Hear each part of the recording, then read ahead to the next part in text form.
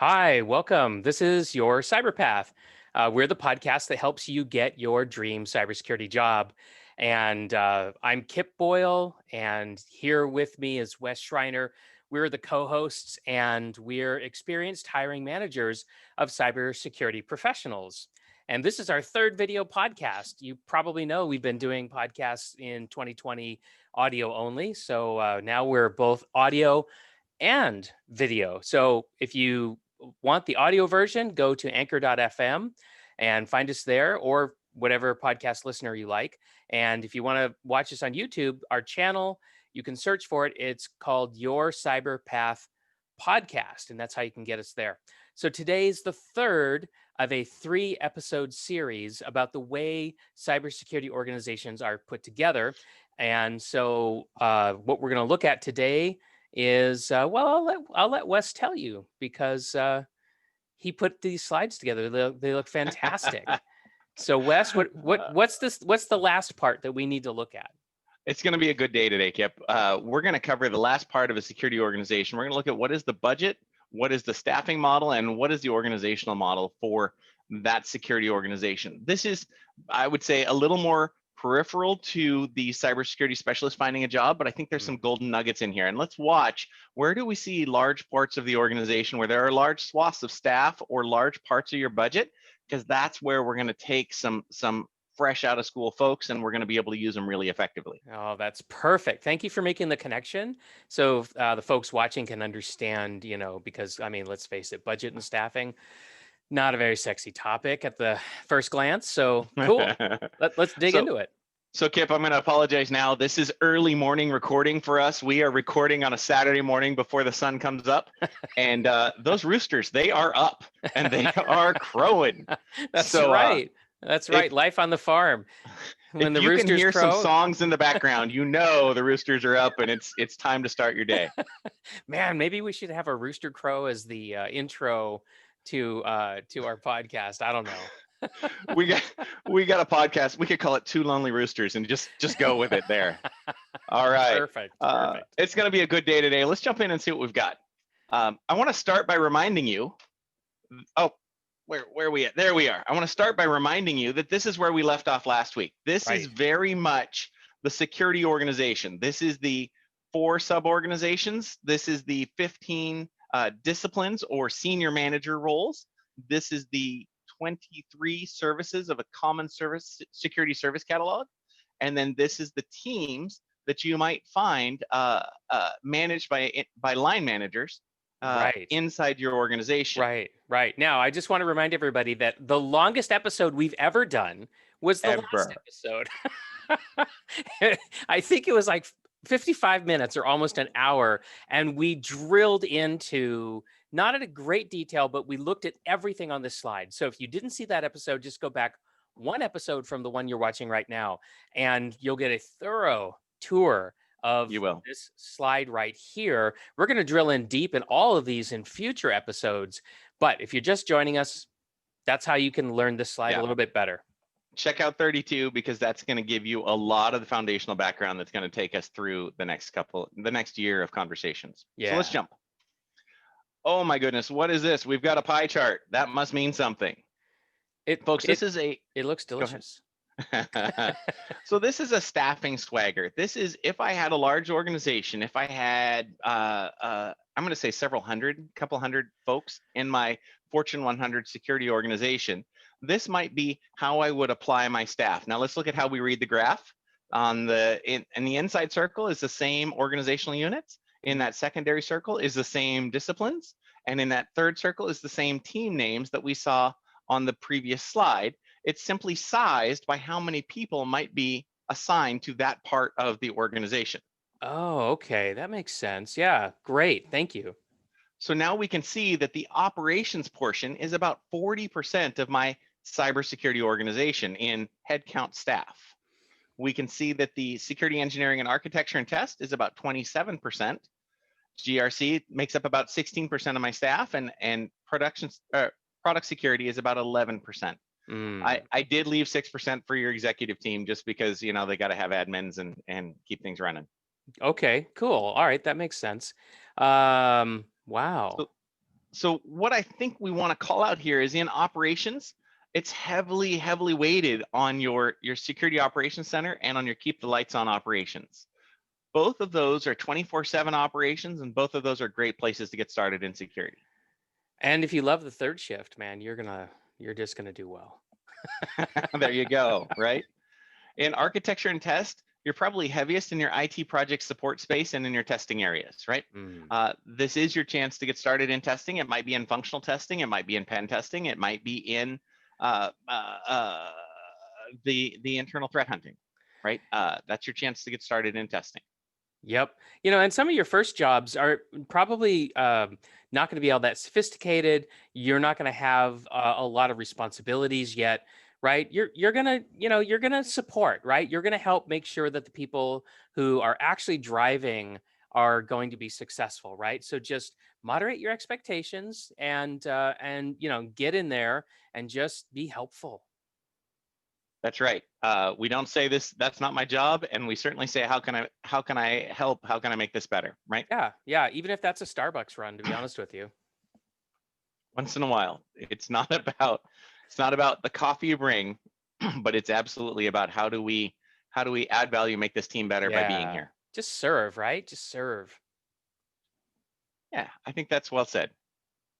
Good. Uh, What else do uh, you want to say about this slide, Wes? well, I want to tell you that the GRC area is 16%, and it's heaviest in your project management office, right? Mm, We've got an army of PMs who are helping us deliver on the agenda and the priorities that we have in space today. Your security analytics is a smaller tool, so it may not be as much the place to start, but do look at compliance. We talked about compliance in detail last week. Compliance can take you in a lot of directions. That's a great place to get started. Risk can take you in a lot of directions. That's a great place to get started. Also look in your PMO because that's where you find some staffing. Okay.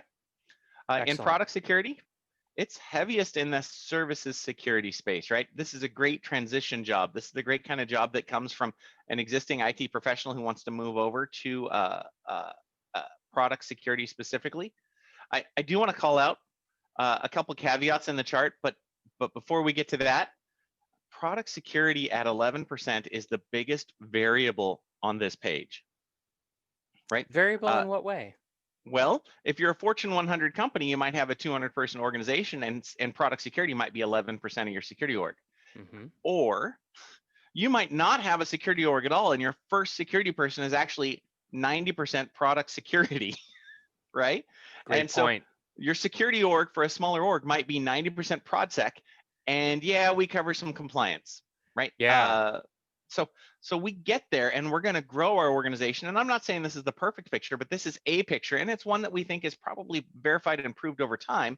And I would guess, Kip, I didn't do the math on this, but I think you and I together have been at a dozen different Fortune 100 companies in the last 15 years. Oh, yeah. Yeah. And So they're all different. I mean, the details are different, right? And the business case to bring somebody in to support product security is just so much more clear and compelling when you're building this team out for the first time. So that makes a ton of sense. it does. And really, you're building a parallel function for everything inside cybersecurity for your external customer, right? Think about it as your internal customer is lowercase c customer. And then when you go outside to your external customer, that's the capital C customer. Hmm. And if we use that jargon along the way, you'll know what we're saying now. So Perfect. I do want to call out some of the assumptions, right? This is based on the ebb and flow of the investment priorities of the organization, right? It's based on the maturity curve of the organization. If we've got more automation, it means we have less manual staff, and it begets a focus on even more automation, so that we can really accelerate what we're doing as a business, a security business supporting our organizational business. It depends on where the organization's priorities are for investment, especially the product security space. What about government and industry regulations? If you're in an industry that has a lot more regulations, your compliance is going to be a little bit bigger. Not Hmm. going to lie on that one. I know that SOX was a doozy for at least 5 years. Everything was manual, and we were pulling user lists from every part of the company, users and privileged users, right?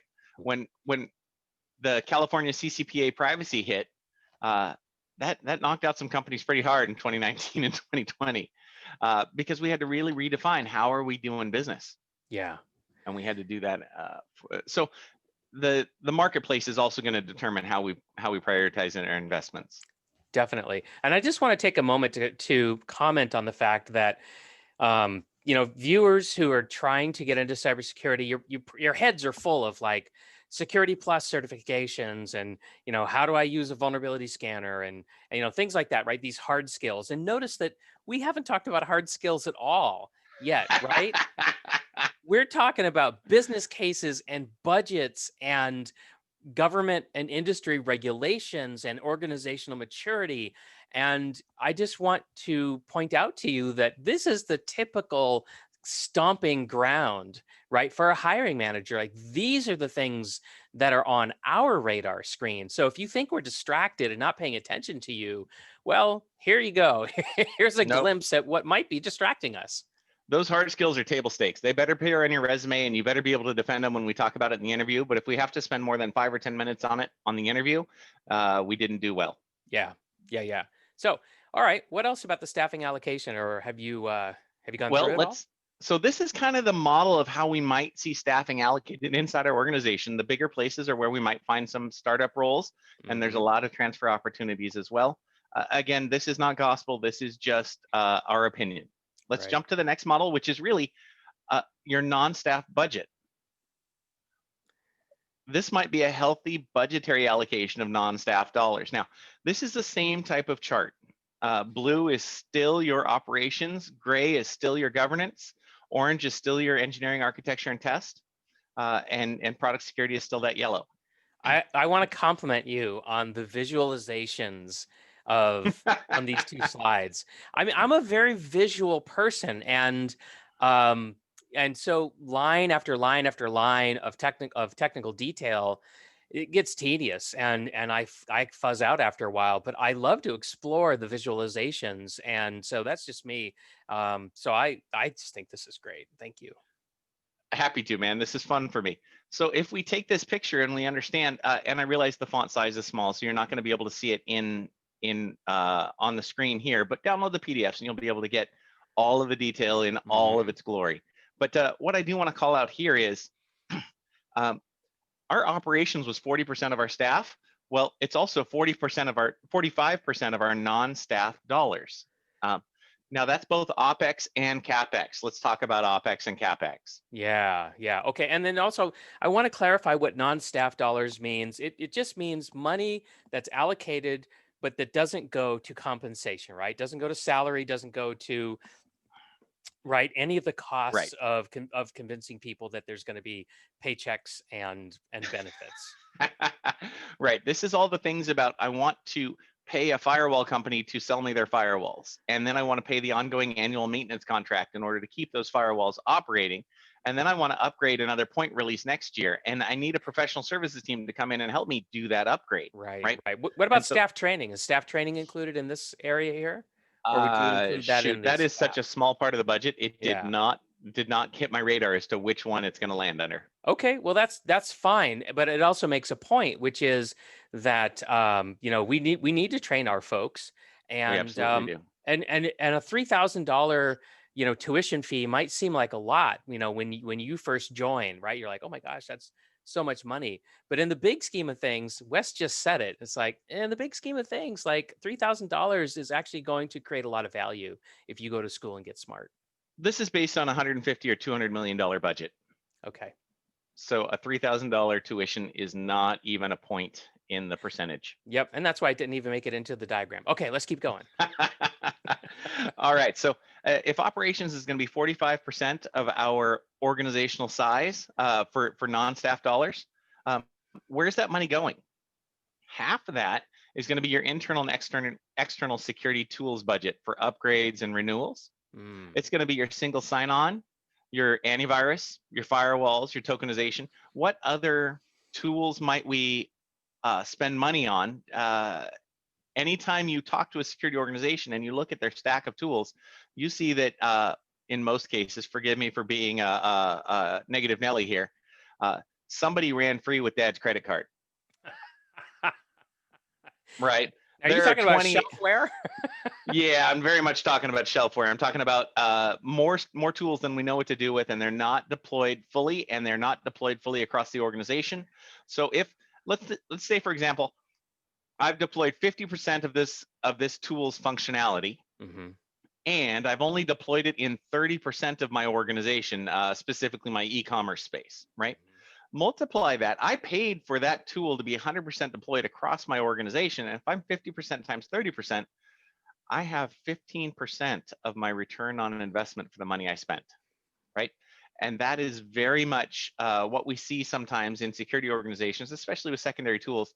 And that's why I'm such an advocate for let's consolidate our tool stack. Let's build it in a way that we can deploy it, maintain it, and use it. Yeah, and you're prompting me to think about all kinds of things, such as, there's a big philosophical, um, uh, train of thought about do you buy best of breed products and integrate them yourself, or do you buy pre-integrated products that have multiple functionalities all showing up in the same user interface?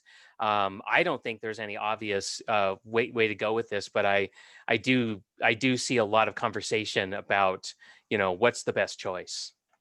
Well, and here's some career advice. In your first year at your new job, do not walk in and say, "What's this tool doing here? It's not being useful." Yeah, that's like saying, hey, I'm glad to come visit you. Oh, what an ugly dog you have. Yeah, I did not hire a pointer, right? A person who comes in and points at things and says, "That's broken, and that's broken, and that's broken." No, That's not the that's way not they what we taught us how hired. to do it in school. No, no. Instead, I do want you to make a list for yourself, right? I want you to make a list of the 30 things you find that are atrocious and abominations to organizational success, right? And then after you have your list of 30, I want you to winnow it down. And you have to have been there a couple months. Now you've been there 90 days, and you've got a list of 30.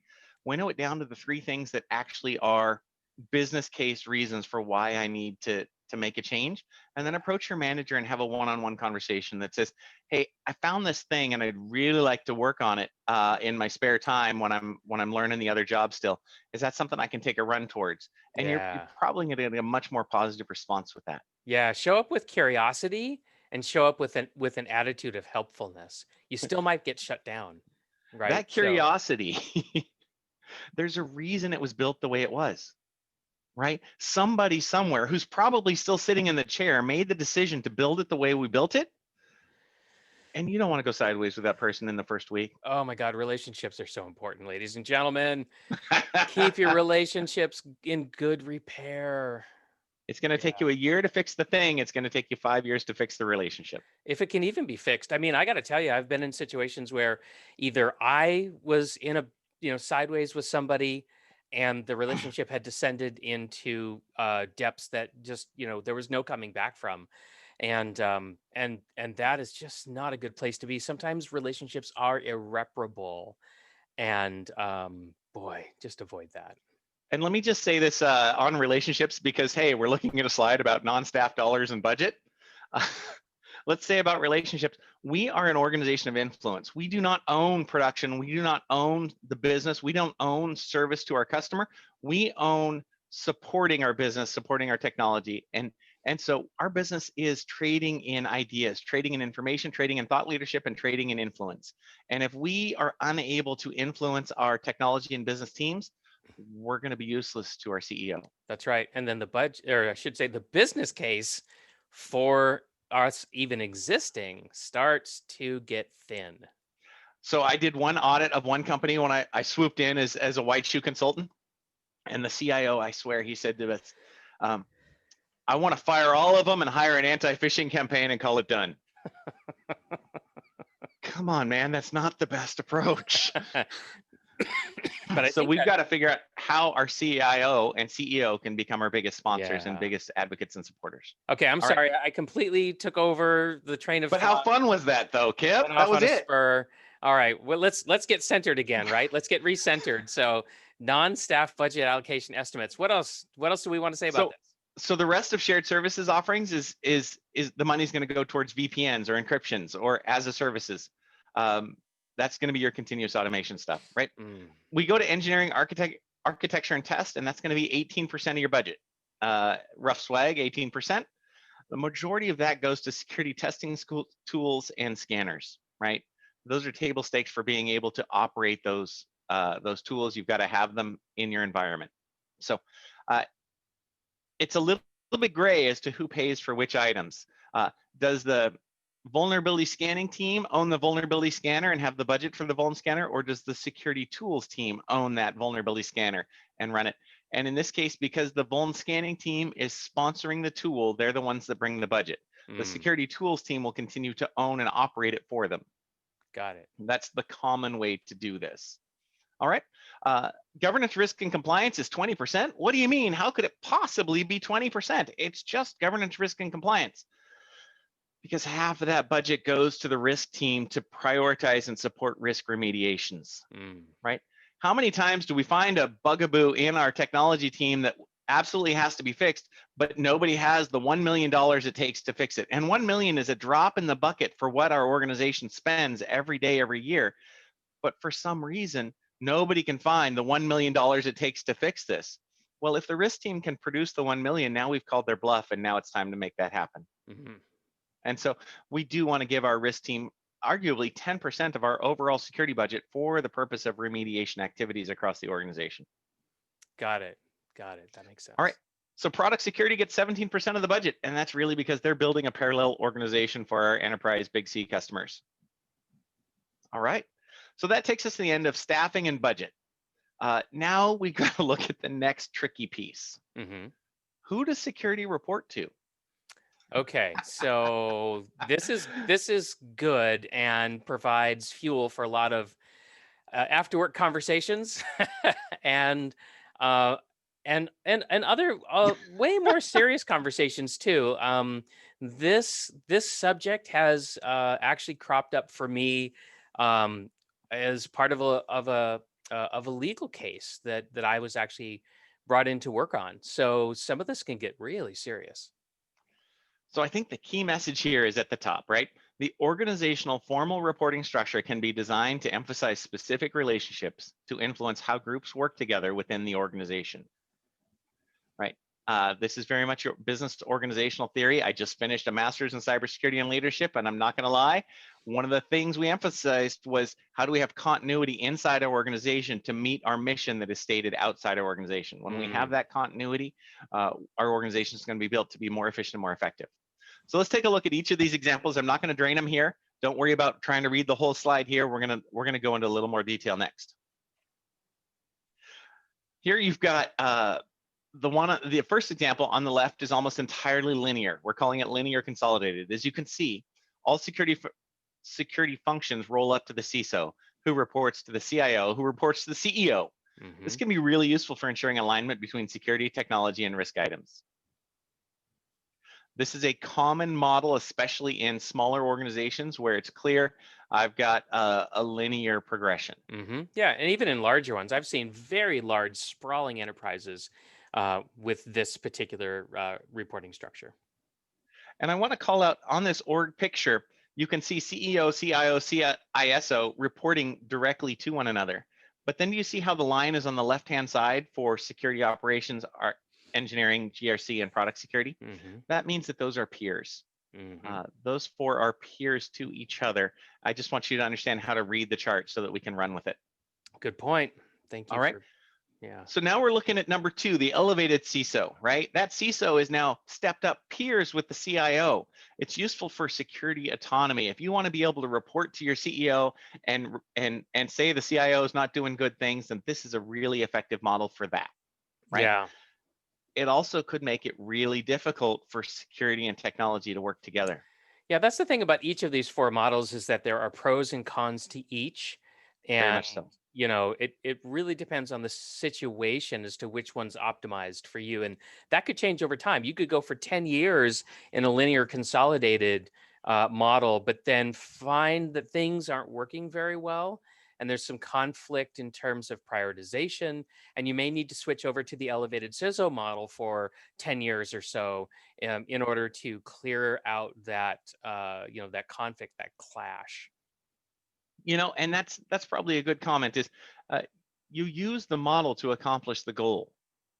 The model is not the goal, right? Right, right. I believe this number 2 is the one that's advocated for by ISC squared. I'm not sure I advocate for it, but this is what ISC2 says is the model that must be in place. Well, and I don't know that they're saying that this is the model for the ages, but as I look around these days, I think more organizations should be considering this model because a lot of them are conflicted, I think, and why are they conflicted? Because the linear consolidated model, I think, reflects old thinking about how big of a risk cyber really is, and that by putting it into the technology area, you're kind of saying it's just kind of a technology problem, really, and certainly that's the history. But it's not where we're at anymore, and I don't think it's where we're going to be going forward. It's just a little comment from Kip. Well, and this number 2 means there's no mixed message because the CISO has direct access to the highest levels of the organization, right? Mm-hmm. All right, let's jump to number 3 and see what number 3 has for us. The third diagram returns the CISO under the CIO, but it distributes the product security function to the product realization teams. Mm-hmm. Mm-hmm. There's value in this because we can both retain the security, risk, and technology alignment and build security into the products from inside the product organization. If I had an opinion, I'd probably prefer this model. Mm. It's really useful for aligning product security to the product teams. Yeah. And I find that's pretty high value, right? Well, and then the con here, right, is product security, could end up pursuing their own agenda and not being well aligned with the rest of the security organization. That's true. I'm also going to put a philosophy out there that the person closest to the floor, the person closest to the job gets to choose the tools, right? Mm-hmm. So the person who's going to be sweeping the floor gets to choose which broom they're going to use to sweep the floor. Yep. Yep. And I don't have a problem with that. I'm convinced that if we delegate and give authority to that product security team to work within the product team to deliver better results, they're going to choose the best broom for the job and they're going to be really effective. Mm.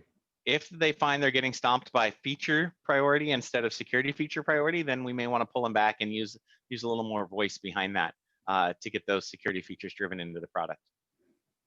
Okay. All right.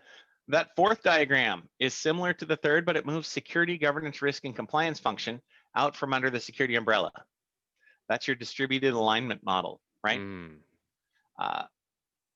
It could go two ways from here: to the enterprise risk function so that there's alignment between cyber risk and enterprise risk, or to the legal organization so there's alignment with regulatory and compliance initiatives. I'm not a fan of this model. It separates things in an odd way. I've seen large white shoe organizations make recommendations to Fortune 100 companies to make this split and do that kind of hard work of security. Mm-hmm. Again, I'm not a fan of it. The risk organization from a risk-driven security function, the security governance from the actual security organization, these are odd. The cyber risk and cyber compliance should be with the technology organization, in my opinion, if we're going to have a risk-driven security organization. Okay. Okay. I don't have a big opinion about number 4. I've been a part of a organization that was organized according to model number 4. And there were times when it was awkward and goofy to try to get something done because I had to work across 2 other silos that just thought about the world differently. So, and I say let's roll with it because I can work in any of these 4 organizations. The organization does not define who we are. It's a means to our goal, right? Yeah, and that brings us to number 4, right? The 4 pictures come back together and we say, there's no right or wrong organizational model. Everyone highlights different benefits and has its own drawbacks. Yeah. By the way, Wes, for those in the audience who don't really know, what's a white shoe firm? You've said that a couple of times. What is that? Well, so you've got big 4 consulting firms. Those are the 4 that do the primary auditing and assurance for America, right? They do it for every major organization in the country. And those 4, what would they be? They would be a Capgemini or a Deloitte Consulting. It might be a PricewaterhouseCooper. KPMG? KPMG makes the list. And those are the ones that you might hear if there's a lottery, right? And someone has to certify the results of the lottery. Right. That's going to be the organization that's going to do that. Right. Okay. Got it. Yeah. Okay, cool. Just wanted to make sure we didn't leave anybody behind on the jargon. It's a good conversation. You know, we didn't cover OpEx and CapEx either, right? OpEx is your operational expense. CapEx is your capital expense. Capital expense is something that you do if you're buying new or creating or adding value to your company. Operational expense is once I bought it in the first year, now I've got to operate it, and there's an operational ongoing expense to keep it alive and keep it running, and that's going to be both your money spent on the tool maintenance and your money spent on staff to keep it going. And there's what I think is an inordinate amount of conversation about OpEx versus CapEx. So don't be surprised if you hear a lot of people talking about it. But for now, thanks for joining us. I think that brings us to the to the final thoughts. We're here. That's great. Okay, so the key takeaways, right? What are they? Cybersecurity is hard. It's complex. There's a lot of moving pieces, and in a large organization, you're looking at a staff count of 200 and a potential budget of 150, $200 million. On the flip side, you could be doing it all by yourself, and you could own product security 90% of the time.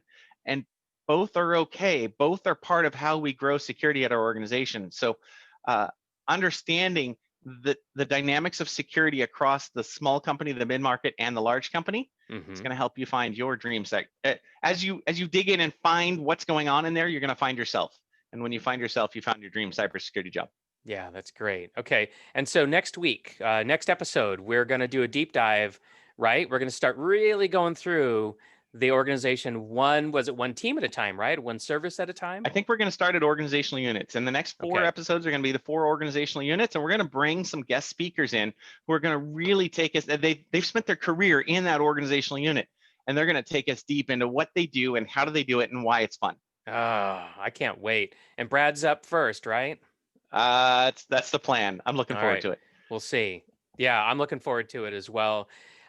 So fantastic. Thanks, Wes. Listen, ladies and gentlemen, if you like our podcast, we put together a free guide and we want you to have it. Now it's called Play to Win, Getting Your Dream Cybersecurity Job. And because we now have visuals, I asked Wes, could we please show you guys a part of what this guide looks like? So on the screen there, you can actually see pages 6 and 7. Well, you can kind of get an idea of what's going on there, right? But pages 6 and 7 tells you how to overcome blocker number 1, which is you don't know the title of the job that you're going after. You kind of have a sense for what you want to do, but you don't know the actual title or maybe a couple of different titles that it could be. And that's a really important thing to know. It's going to really help you be successful if you know the job by title. And so anyway, this part of the free guide tells you not only that you need that, but how to find out what those titles are.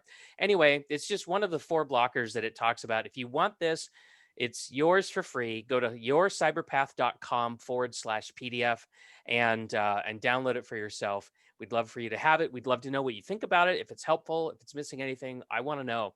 So, all right. So until next time, remember, you're just one path away from your dream cybersecurity job. See you later. Yeah.